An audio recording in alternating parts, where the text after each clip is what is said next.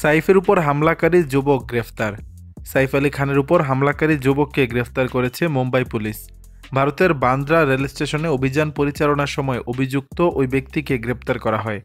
ভারতীয় গণমাধ্যম Times of ইন্ডিয়ার এক প্রতিবেদনে বলা হয়েছে, সাইফকে হামলার ঘটনায় বৃহস্পতিবার 16ই জানুয়ারি থেকে মুম্বাই পুলিশের অপরাধ দমনে 7 সদস্যের দল গঠন করে চিরুনি অভিযান শুরু করেন। পরে শুক্রবার 17ই জানুয়ারি সকালে বান্দ্রা রেল স্টেশনে ঘোরাঘুরি করতে দেখা যায় অভিযুক্তকে। তার গতিবিধি সন্দেহজনক মনে হলে মুম্বাই পুলিশের নজরে আসে এবং গ্রেফতার করা হয় তাকে। প্রাথমিক তদন্তের পর পুলিশের ধারণা, অনুপ্রবেশকারী খান পরিবারের কোনো গৃহকর্মীর সঙ্গে পরিচিত ছিল।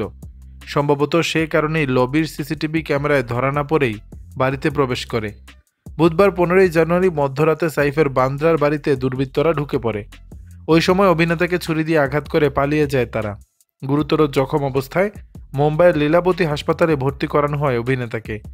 পরে অস্ত্রোপচারের মাধ্যমে সাইফের শরীর থেকে 2 থেকে 3 ইঞ্চি একটি ধারালো বস্তু বের করেছেন চিকিৎসকরা।